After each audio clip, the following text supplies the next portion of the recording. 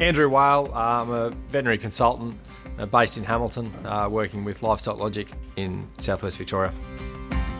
We were finding that producers that were managing their livestock to the gold standard weren't quite getting the level of lamb survival that we were hoping they would get. Another element of the fit to join assessment is the udders, and this has probably been the most graphic on farm as what we've seen out in the paddock. That's simply put that these sheep with bad udders, they often present in wonderful condition score because they haven't been rearing a lamb. So they often conceive very, very well, but their ability to raise a lamb is terrible. So the outcomes for welfare and lamb survival are really poor. When you think about it, it's so obvious that if a ew's got a poor udder, then her ability to lactate and provide nutrition to that lamb is compromised. And we know just how important that first 24 to 48 hours of a lamb's life is. If they can't get a drink within 12 hours, there's really no chance that they're going to survive. And whether that's no milk or reduced milk, it has really serious lamb survival consequences.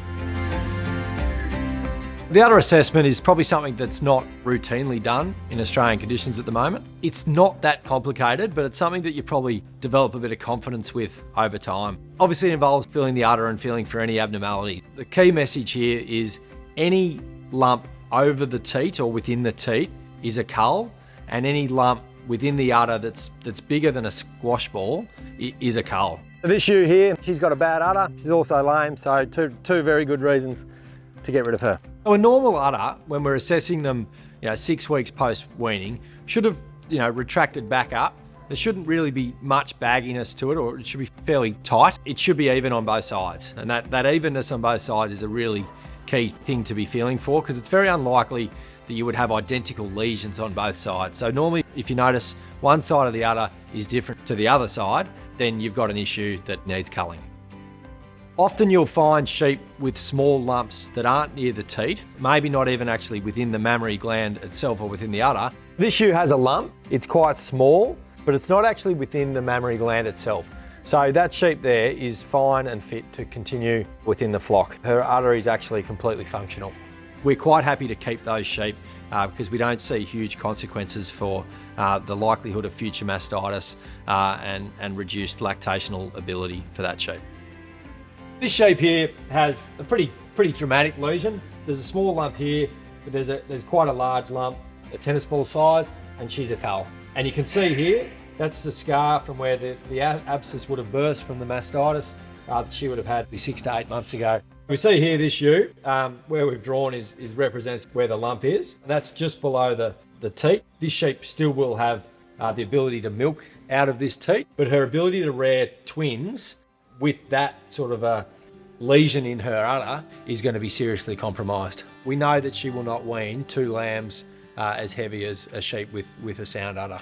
This ewe here has got a tiny lump. The location is critical. It's right at the base and actually within the teat itself. She will be culled. Even though it's small, it's in a really critical location for teat function and milking. As a result of removing these sheep with bad udders from the rest of the flock, we've generally seen a significant increase in lamb survival on the farms from the case studies.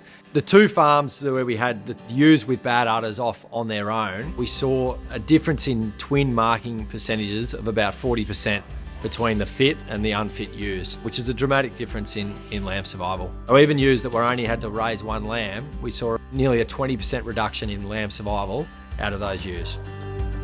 The udders is a big one that I've never really focused on. This really showed me that udders and poor udders was having a big impact on lamb survival. While I was mouthing ewes out, you could go through and effectively do the udders. That's where most of the gains seem to come from. What surprised me is the number of udders, bad udders that are sitting in the system unidentified. Animal welfare is important on my farm, so seeing those lambs born and then die was really shocking. In terms of the udder assessment, you will find the first year you do this, you find a significant number of sheep on your farm, and it's probably in the sort of 8 to 10% of sheep that may present with bad udders, although that will vary depending on your environment, probably a little bit with your breed of sheep. So that might be daunting that you need to get rid of that many sheep in the first year, but we would expect it to sort of drop to about 1/3 of that number for subsequent years. The other thing about sheep with bad udders is that bad udder is not going away. If we don't identify that sheep, she is, the lifetime that she is on the farm, going to continue to get in lamb and continue to not rear a lamb. She's going to be a real burden on the rest of the enterprise. What we've seen when we've taken off these sheep with bad udders and focused on the now fit group of sheep is on these farms we've seen them sort of capture that 5 or 6% increased lamb survival over the farm, and it's sort of been that extra bit that they've been looking for. Made them feel like they're finally achieving the gold standard of lamb marking results.